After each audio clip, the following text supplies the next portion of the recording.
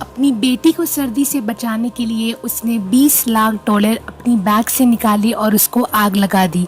ये हरकत जिसने करी थी उस शख्स की 1 साल की इनकम मैकडॉनल्ड की पूरी साल की इनकम से भी ज़्यादा थी।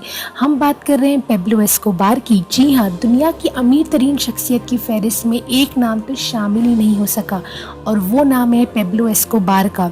लेट 90s के दौर में कोकेन, ड्रग्स और दुनिया में कई मुख्तलिफ जराइम का ये बादशाह हुआ करता था। पेब्लो एस्कोबार के ड्रग एक्सपोर्टिंग नेटवर्क ने इसको बहुत अमीर बना दिया था, लेकिन बेशक इसके ड्रग एक्सपोर्टिंग नेटवर्क से लाखों जिंदगियां तबाह भी हो चुकी थी।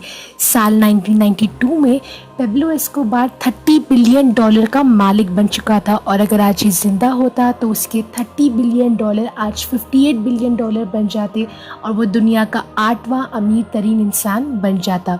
पेब्लो एस्कोबार का ड्रग एक्सपोर्टिंग नेटवर्क इतना स्ट्रॉन्ग था कि अमेरिका को 90% कोकीन और ड्रग इसका ड्रग नेटवर्किंग सप्लाई करता था और पूरी दुनिया को 80% ड्रग सप्लाई पेब्लो एस्कोबार के ड्रग सप्लाई नेटवर्किंग पर ही डिपेंडेंट था।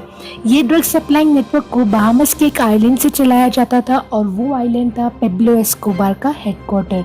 इस आइलैंड पर एक एयरपोर्ट भी बनाया गया था जहां कोकेन से भरे हुए जहाज रिफ्यूलिंग के बहाने लैंड किए जाते और कोकेन को छोटे छोटे जहाज़ों में डालकर अमेरिका रवाना कर दिया जाता।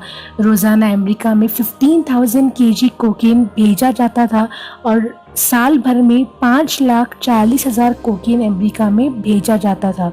उस टाइम 1 केजी कोकेन की कीमत $70,000 थी और ये कहा जाता है कि वो $70,000 की कोकेन पेब्लो एस्कोबार को सिर्फ $5,000 में पड़ती थी। पेब्लो एस्कोबार पायलट्स को सिर्फ एक फ़्लाइट का $5 लाख देता था और इसके अलावा कई लोगों को रिश्वतें देने के बाद भी पेब्लो एस्कोबार के पास एक दिन में $60 मिलियन बच जाते थे और जो साल भर के $22 मिलियन बनते हैं।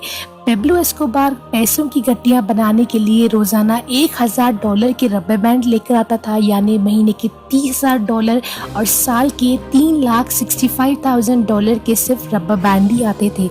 याद रहे कि अमेरिका के सदर की पूरी साल की इनकम इन पैसों पर लगाए हुए रबर बैंड के पैसों की जितनी है।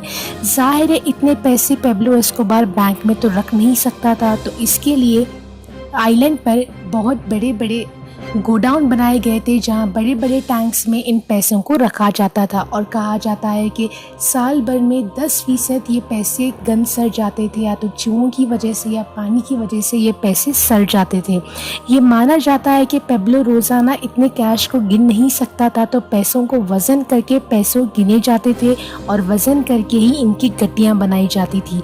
पेब्लो एस्कोबार एक बार पुलिस से बचने के लिए अपनी फैमिली के साथ पहाड़ों में पनाह ले रहा था और वहाँ उसकी बेटी को ठंड लग रही थी, तो गर्मी पैदा करने के लिए पेब्लो एस्कोबार ने $2 मिलियन निकाले और उसको आग लगा दी।